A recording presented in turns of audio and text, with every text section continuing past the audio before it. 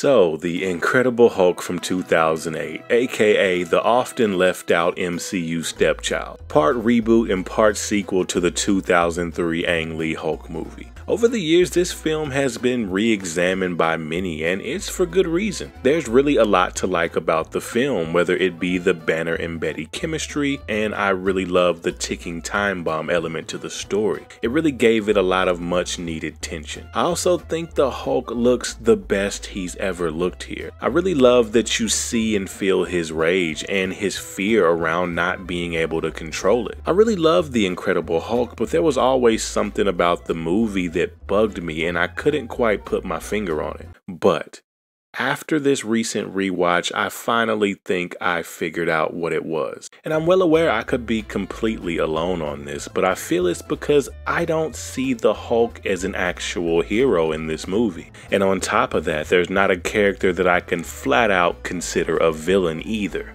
Let me explain. So there are clearly antagonists and protagonists in the film, and who is who kinda shifts around throughout the story. But in terms of someone being an actual villain, I'm not fully convinced we have anyone that really fits the bill. I wouldn't dare say that Blonsky is innocent by any means, but when you watch his arc throughout the film and ignore some of the villainous framing they use, like the music they play when he enters a scene, or the visual unlikable traits they give him, like tranquilizing a dog on his first introduction. Damn! When I ignore those things and just pay attention to his story arc, it's hard for me to see him as a villain. I would actually go out on the limb of saying he might actually be the victim of the story. What you talking about, Willis? Not innocent, but still a victim. Two things can be true. Maybe it's because I'm a former athlete, but I tend to gravitate towards stories about people who slowly but are surely aging out of their prime years in their profession, especially when that profession is a very large part of their identity like it clearly is for Blonsky. Blonsky, how old are you? 45? 39. It takes a toll, doesn't it?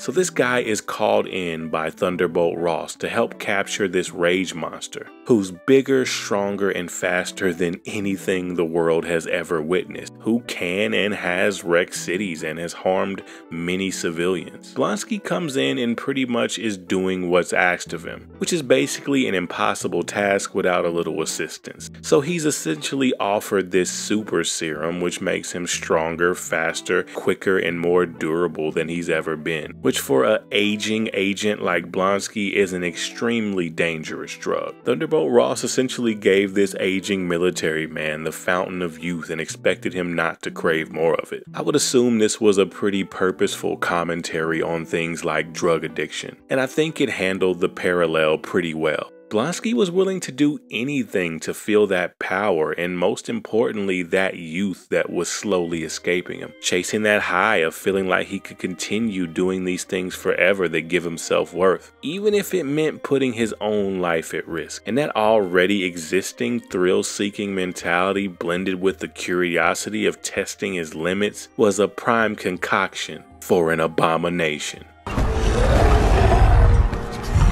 Sorry, I had to. I guess a rebuttal to my perspective that Blonsky isn't actually a villain but a victim would be that he became power hungry, so everything he did after the fact is what makes him a villain. You know, things like terrorizing the city, putting innocent people in harm's way, and pretty much being an uncontrollable rage monster destroying everything in his path.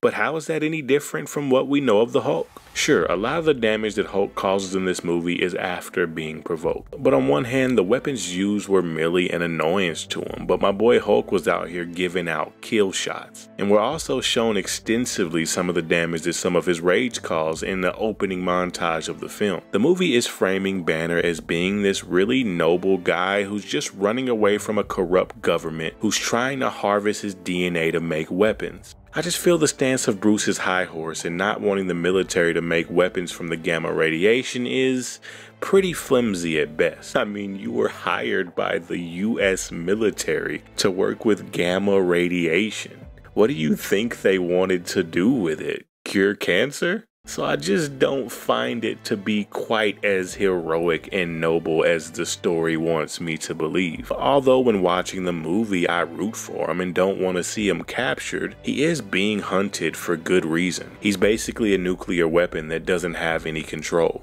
And for that very reason, it also makes it hard to accept the other antagonist turned protagonist as an actual villain, Thunderbolt Ross. Even though he wasn't shown in the best of lights, he was doing his job, as well as trying to protect his daughter, who quite frankly makes some pretty poor decisions. General Ross's tactics were maybe a little short-sighted, but they were ones you would expect a military general to use. I guess where I do call his morality into question circles back to Blonsky, and the fact that of all the agents at his disposal, he picks the one that's aging out and clearly is the most desperate to take the risks associated with this type of procedure.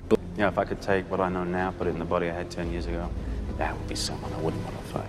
Blonsky was a guy who for the most part had nothing to do with the history between Thunderbolt and Banner, but he was called into the fight and essentially has immortality and immense power dangled in his face. And when he got out of line once, and yes, did some pretty horrible things when he got out of line that one time, General Ross turns his back on him completely. And what we find out in the recent She-Hulk series, he's been locked away for the last 15 years. After serving the military for all that time, he gets no benefit of the doubt, while the Hulk got chance after chance after chance to reacclimate into society and also eventually even become an Avenger. It's pretty clear that Blonsky got the short end of the deal here, and I guess that's my dilemma with the movie. I don't quite buy the hero of the story as an actual hero, and I don't quite buy the villain as an actual villain.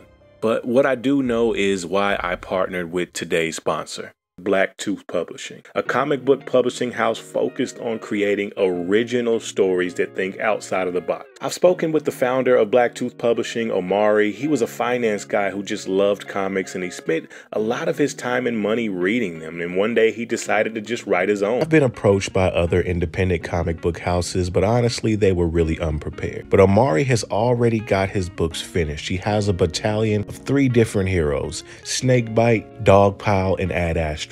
He's already selling books locally in New York, and now it's time to expand. If you guys want to preview these comics for yourself and be the judge, make sure you click the Kickstarter link down in the description. If you do end up pledging, that will act as your pre-order. The Kickstarter ends November 14th, so act fast. Thank you guys for watching. That's in my brain now. Quinjet.